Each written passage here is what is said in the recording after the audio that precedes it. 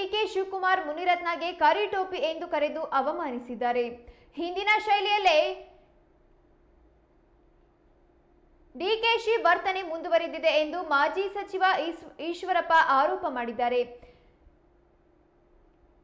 ಎಲ್ಲೆಲ್ಲಿ ಶಾಖೆ ನಡೆಯುತ್ತಿದ್ದಾವೋ ಅವುಗಳನ್ನು ಬಂದ್ ಮಾಡಿ ನೋಡಿ ಎಂದು ಸವಾಲ್ ಹಾಕಿದ ಈಶ್ವರಪ್ಪ, ಅಧಿಕಾರಕ್ಕಾಗಿ ಆರ್ಎಸ್ಎಸ್ ಅನ್ನು ಟೀಕಿಸಲಾಗುತ್ತಿದೆ.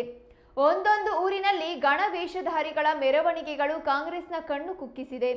ಇಡೀ ಹಿಂದೂಗಳು ಜಾಗೃತಗೊಂಡಿವೆ ಎಂದು ಶಿವಮೊಗ್ಗದಲ್ಲಿ ನಡೆದ ಸುದ್ದಿಗೋಷ್ಠಿಯಲ್ಲಿ ಮಾತನಾಡಿದ್ದಾರೆ. ಉಪಮುಖ್ಯಮಂತ್ರಿ ಶಿವಕುಮಾರ್ ಅವರು ಕರಿ ಟೋಪಿ ಮನುಷ್ಯ MLA ಬಾಯಿ ಕಡೆ ಉಪಮುಖ್ಯಮಂತ್ರಿ ಹುದ್ದೆಗೂ ಕೂಡ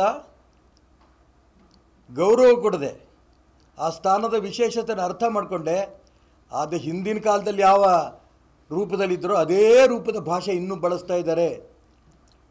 ಉಪಮುಖ್ಯಮಂತ್ರಿ ಸ್ಥಾನಕ್ಕೆ ಗೌರವ ಕೊಡಬೇಕು. ಆ ದಿಕ್ಕಿನಲ್ಲಿ ಶಿವಕುಮಾರ್ ನಡ್ಕೊಡ್ಲಿ ಅನ್ನೋಂಥ ಮಾತು ಕೂಡ ಅವರಿಗೆ ನಾನು ಹೇಳೋಕ್ಕೆ ಇಷ್ಟಪಡ್ತೇನೆ. ಒಟ್ಟಾರೆ RSS ಸುದ್ದಿ ಬಂದು ನೋಡಿ, ನೀವೆಲ್ಲೆಲ್ಲಿ ಶಾಖೆ ನಡೀತಾ ಇದ್ದಾವೋ ಅದೆಲ್ಲ ನಿಲ್ಲಿಸಿ ನೋಡಿ, ನಿಮ್ಮ ಹತ್ರ ತಾಕತ್ತಿದ್ರೆ. ಇದು ನನ್ನ ಸವಾಲು ಅವರಿಗೆ. ಮನೆ ಉಪಮುಖ್ಯಮಂತ್ರಿ